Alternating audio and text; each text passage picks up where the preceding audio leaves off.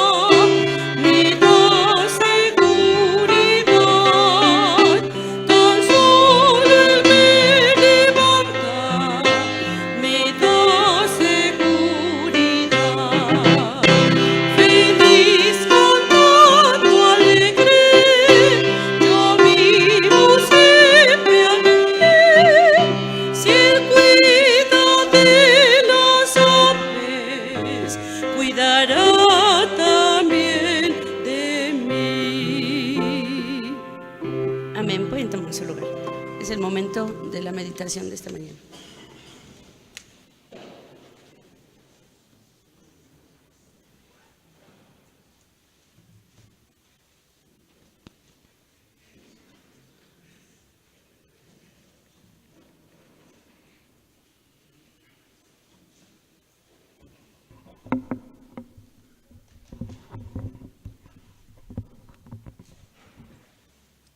Yo quería que cantáramos más.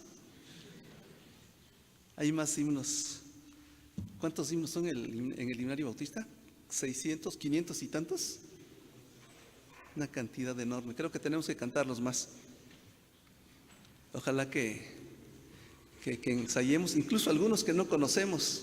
Yo no sé cuántos no conocen ustedes, pero hay algunos himnos que jamás los he escuchado en mi vida. Valdría la pena que pudiéramos incursionar más allá en esos preciosos himnos que tenemos. Quiero invitarles, hermanos, a que abramos la palabra del Señor allá en 1 Corintios, capítulo 10, versículos del 6 al 13.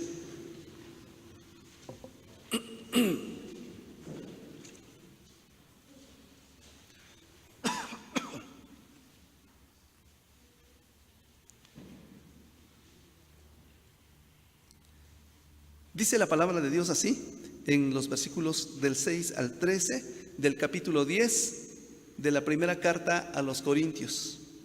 Estas cosas sucedieron como ejemplos para nosotros, para que no seamos codiciosos de cosas malas como ellos codiciaron. No seáis idólatras, como algunos de ellos, según está escrito. Se sentó el pueblo a comer y a beber y se levantó para divertirse. Ni practiquemos la inmoralidad sexual, como algunos de ellos la practicaron, y en un solo día cayeron 23,000 personas. Ni tentemos a Cristo, como algunos de ellos le tentaron y perecieron por las serpientes. Ni murmuréis, como algunos de ellos murmuraron y perecieron por el destructor. Estas cosas les acontecieron como ejemplos y están escritas para nuestra instrucción, para nosotros sobre quienes ha llegado el fin de las edades.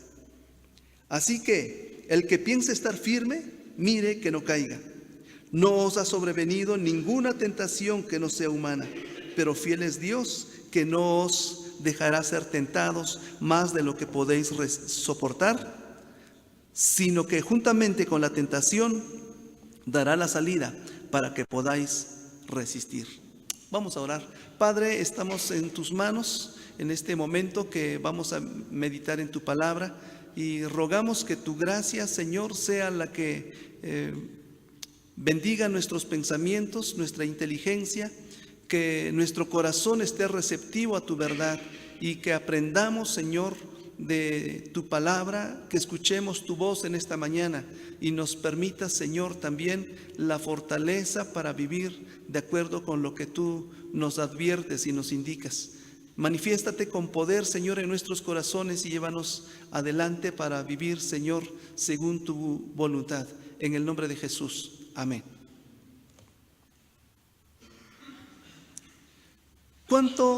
¿Hace cuánto tiempo que enfrentaste la última tentación?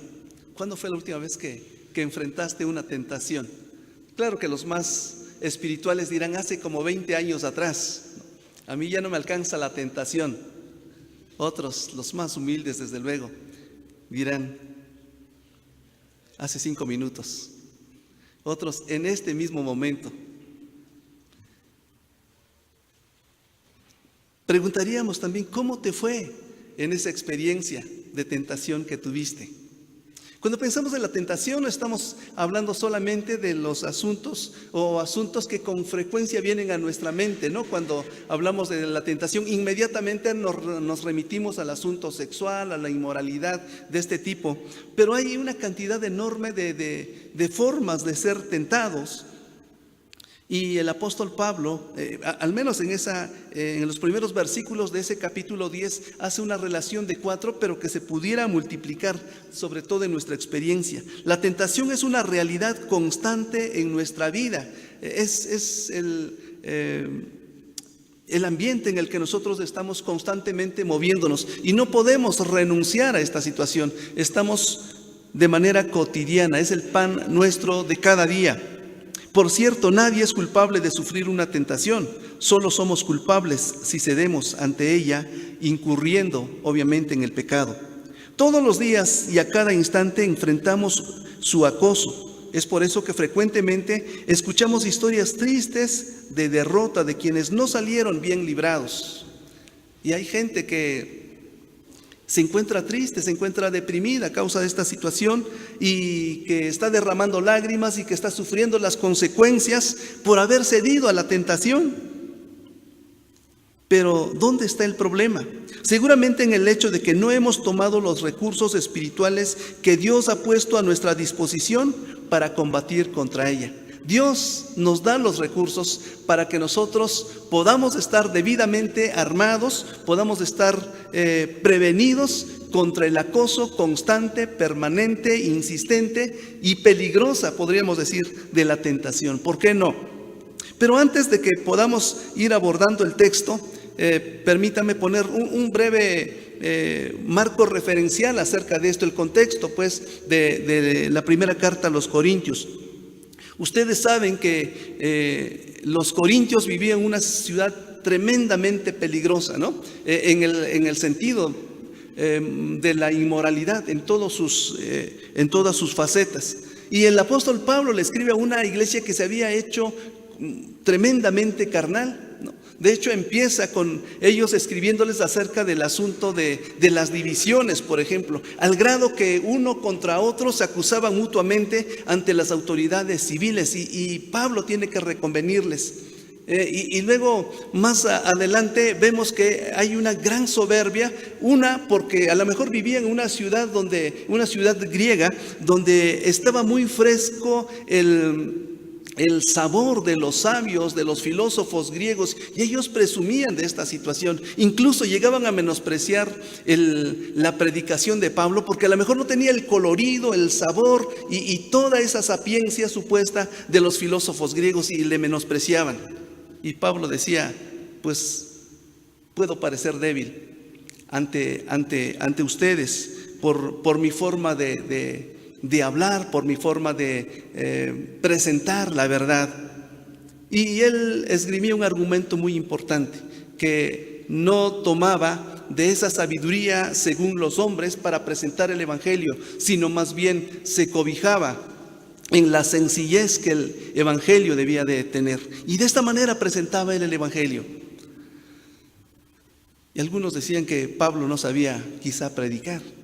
Quizá muchos nos pudiéramos identificar incluso con Pablo en nuestra torpeza para hablar, en nuestra debilidad, en la falta de ideas a veces para presentar el evangelio. Y preferiríamos a aquellos que tienen muy buenas ideas, que saben presentar ilustraciones, que tienen un discurso bastante fluido y son capaces de convencer con sus argumentos.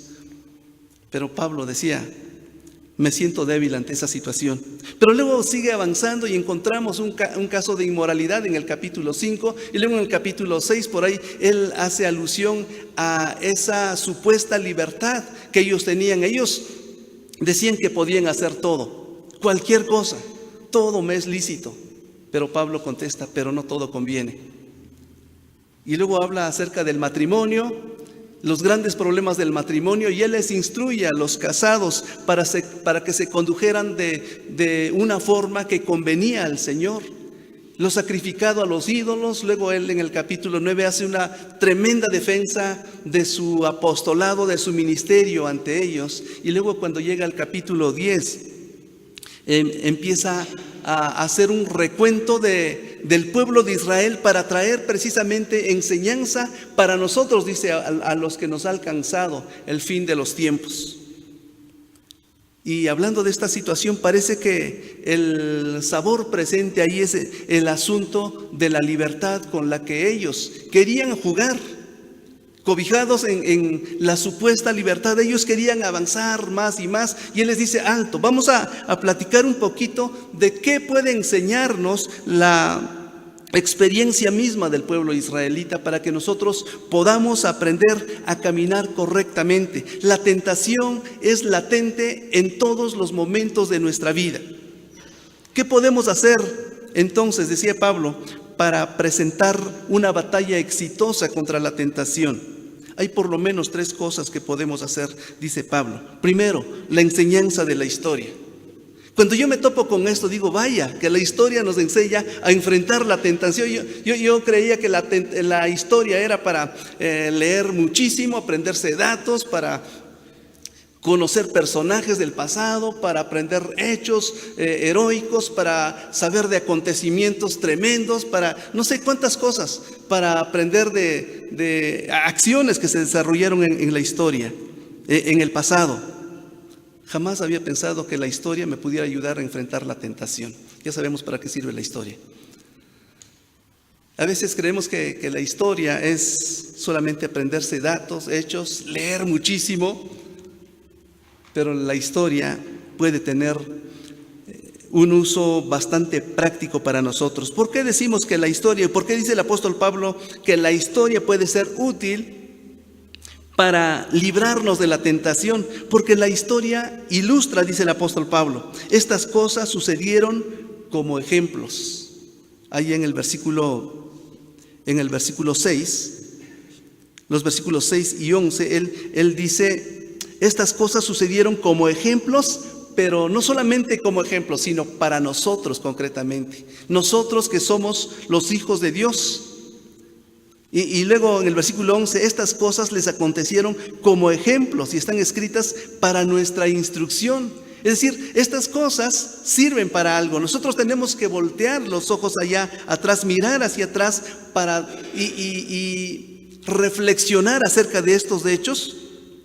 Y no dejarlos pasar nada más como hechos sin importancia. La historia entonces no tiene que ver con memorizar fechas, acontecimientos, nombres sin sentido, sino para que nosotros aprendamos. Alguien ha dicho, y no sé, le atribuyen a varios autores este pensamiento, que quien no conoce su historia está condenado a repetirla. En otras palabras, pues, la historia tiene una función pedagógica.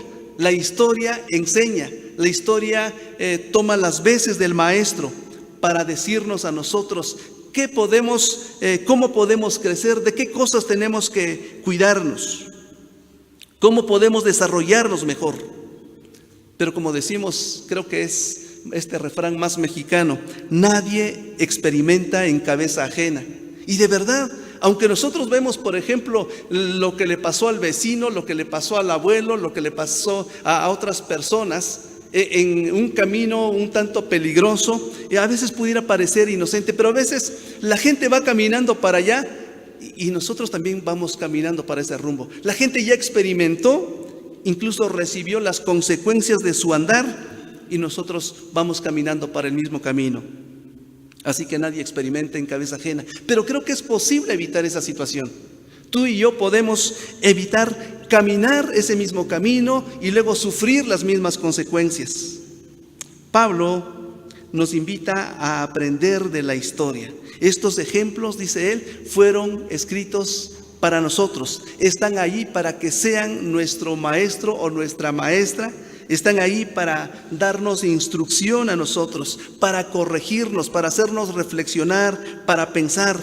Los corintios estaban viviendo muy próximos a estos mismos pecados que el apóstol Pablo ya está mencionando allá de los versículos del 6 al 10. Y les dice: tengan cuidado con esta forma de vivir. Significaba que si los hermanos de Corinto estaban viviendo así, estaban muy cerca de experimentar lo mismo que habían experimentado el pueblo judío en el pasado. La invitación entonces del apóstol Pablo es que aprendamos de la historia y evitemos estos pecados y obviamente también sus consecuencias.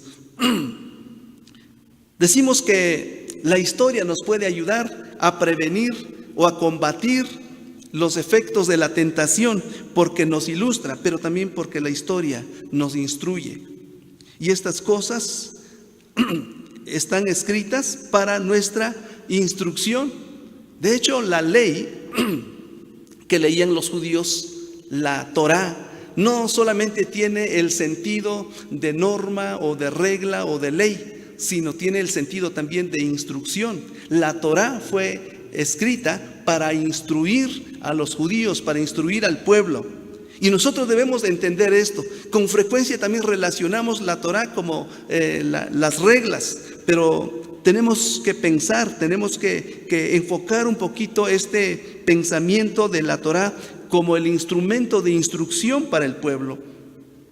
En cada caso, dice el apóstol Pablo, donde el pueblo judío cometió pecado, en el caso de tentar a Dios, por ejemplo, la murmuración o la inmoralidad sexual, en cada caso sufrieron las consecuencias y miles cayeron como consecuencia de su pecado.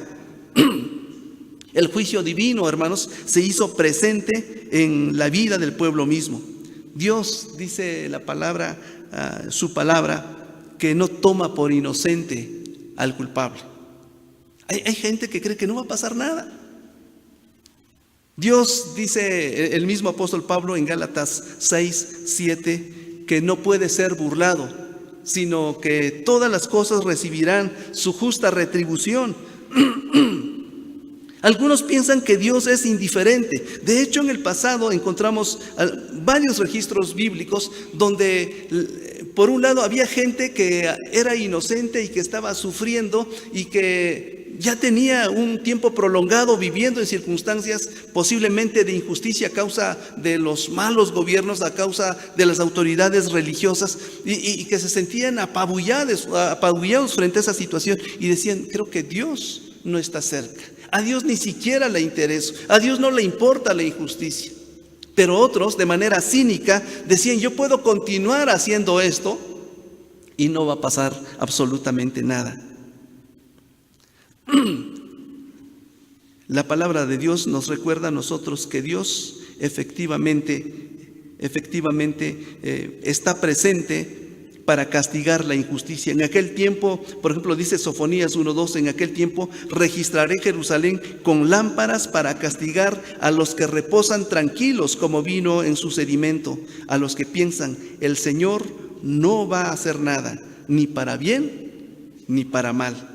Y llega un momento en que la gente cae en un estado de cinismo donde dice: yo puedo continuar con mi camino y mi manera de pensar y de vivir y no va a pasar absolutamente nada. Y posiblemente los hermanos de Corinto estaban así: no va a pasar nada, ustedes continúen en lo suyo o continuemos en lo que estamos viviendo. Y quién sabe si pastores, si líderes, si seminaristas, si hermanos en la iglesia estarán pensando así: no me ha pasado nada. La historia advierte acerca de este peligro y nosotros tenemos que cuidarnos. Tengamos en cuenta la enseñanza entonces de la historia y no paguemos las consecuencias. La enseñanza de la historia es muy útil para percibirnos y para prepararnos, para tenernos equipados y para tenernos armados contra la acechanza de la tentación. La segunda cosa que el apóstol Pablo presenta en este pasaje es la evaluación personal. Es muy importante tener presente quiénes somos nosotros. Así que el que piensa estar firme, mire que no caiga. Es decir, evalúese cada uno a sí mismo. En su segunda carta a los Corintios precisamente les dice: pues mire cada uno de dónde está parado. Así que el que piensa estar firme, mire que no caiga. Es posible que muchos estén confiados en que no van a caer. Siguen haciendo uso de su libertad o de su supuesta libertad y creen que nunca va a pasar nada, con tal de que sean cuidadosos para no ser descubiertos, cuidadosos para que cuidadosos en el sentido de a lo mejor siempre pueden estar muy cerca del pecado y jamás va a pasar nada. Pablo advierte de esta confianza en sí mismo o en sí mismos. Esta autoconfianza puede convertirse, o es más bien un error garrafal en todo momento. Hay gente que está confiada plenamente en sus fuerzas, en sus capacidades, en que es muy hábil, en que es muy inteligente, en que se puede esconder. Pero Pablo dice que todas las cosas pueden ser descubiertas. Quizás muchos corintios estaban pensando que podían vivir cerca del pecado sin caer, o podían cometer pecado sin ser juzgados. El que piensa estar firme, mire que no caiga.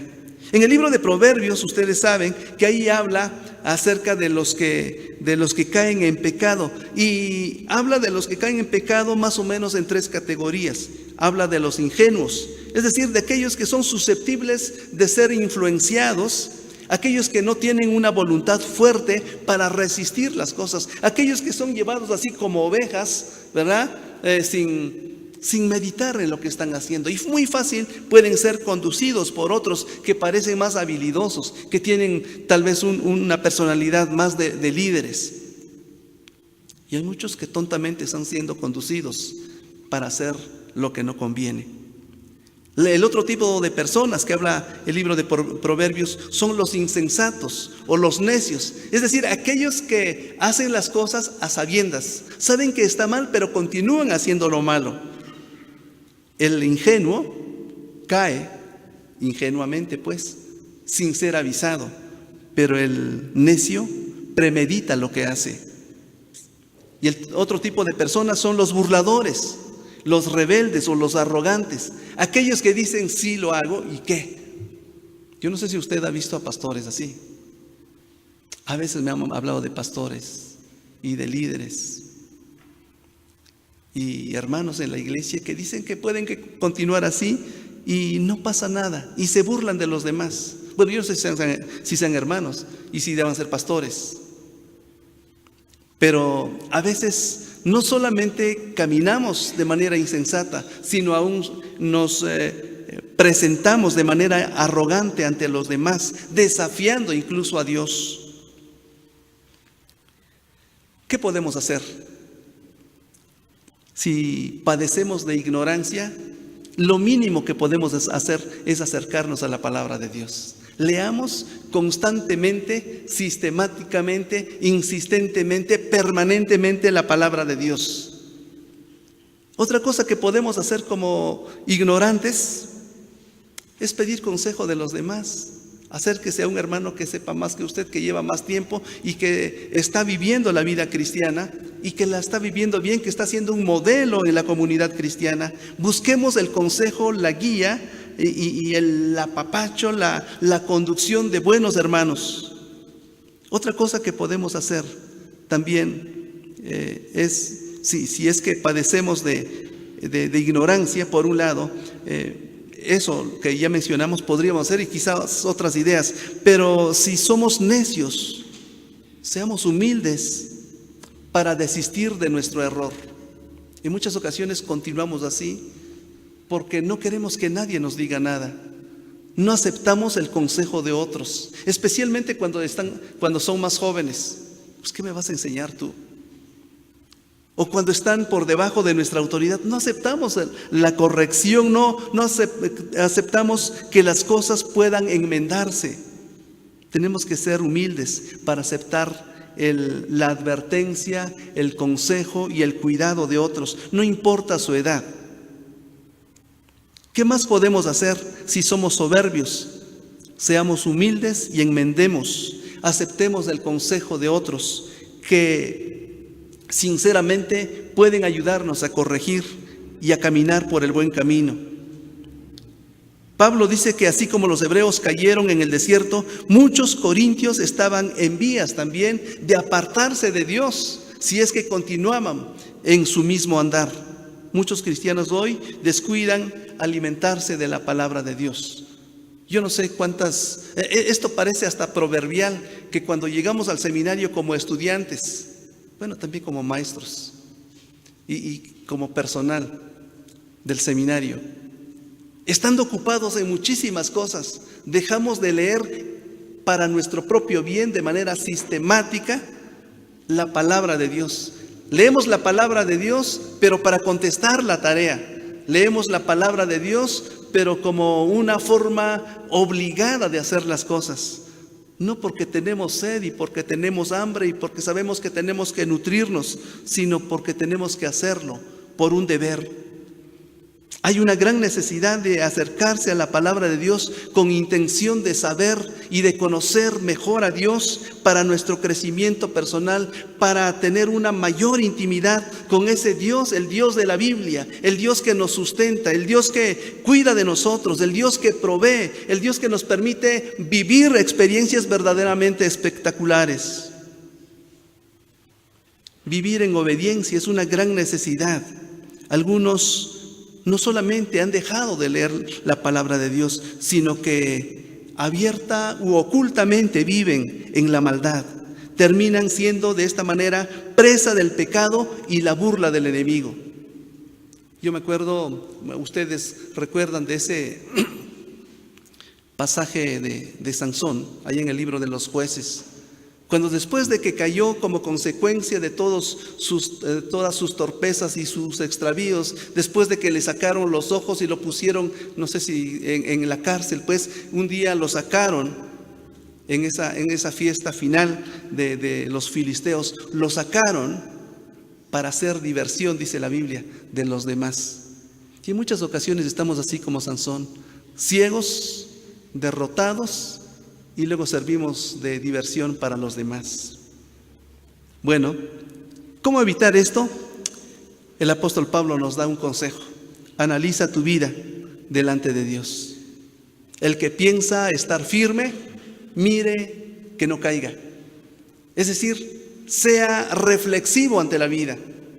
Analice en dónde se encuentra, cómo está su situación. Y yo creo que ante esto es necesario detenernos en muchas ocasiones. Aunque tengamos muchísimas cosas que hacer, aunque tengamos muchísimo trabajo, aunque haya muchísimos compromisos, no importa que sean ministeriales, tenemos que detenernos para analizar lo que estamos haciendo. Yo creo que valdría la pena, los que están muy ocupados o los que estamos muy ocupados, de pronto casi sin pedir permiso quizá a la iglesia, bueno, por lo menos avisarles, tomar un retiro espiritual personal, apartarnos para irnos a reflexionar, no para hacernos más santos, pero sí para reflexionar acerca de nuestra vida y replantear lo que tengamos que replantear. No importa que le quedemos mal a otros, pero que sí vitalicemos nuestra vida con un encuentro personal con Dios que nos permita reencauzar lo que sea necesario reencauzar.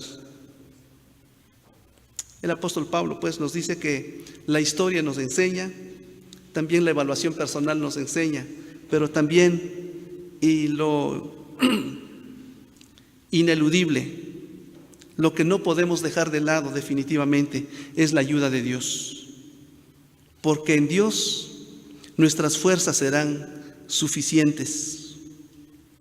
No os ha sobrevenido ninguna tentación que no sea humana, pero fiel es Dios.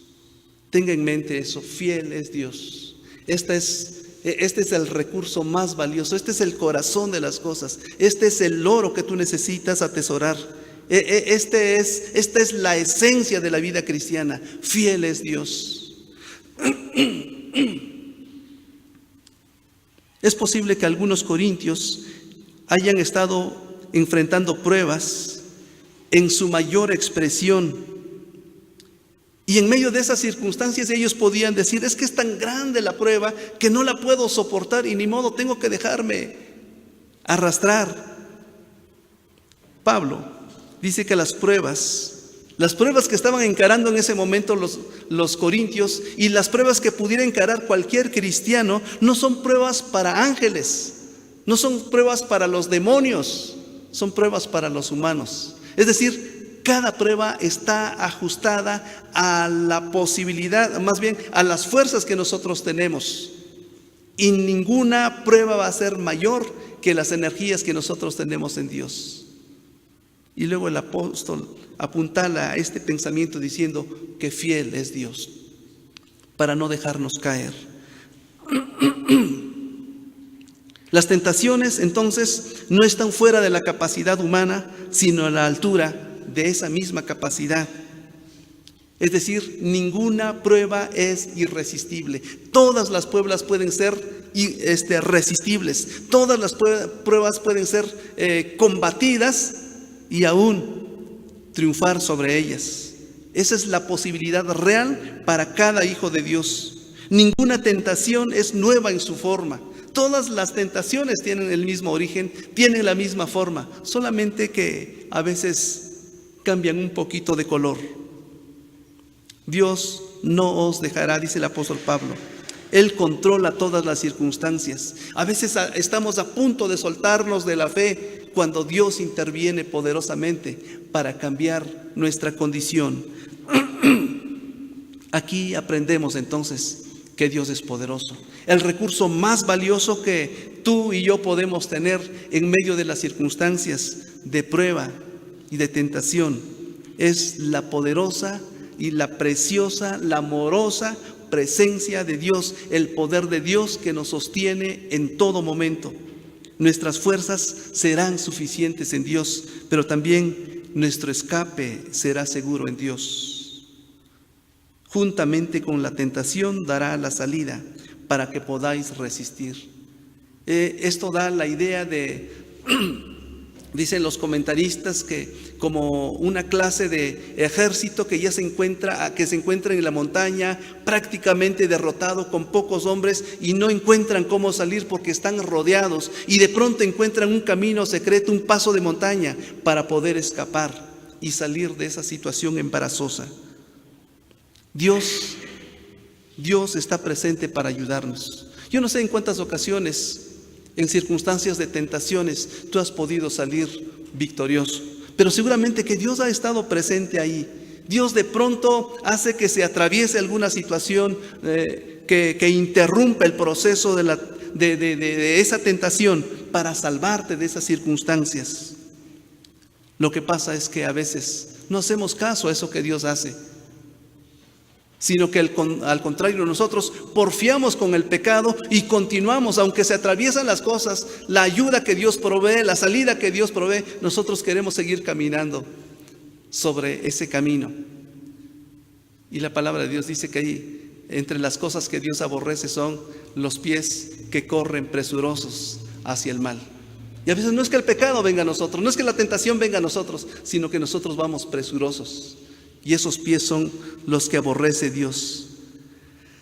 Es posible que la angustia nos ahogue en momentos de tentación, pero Dios es nuestro ayudador.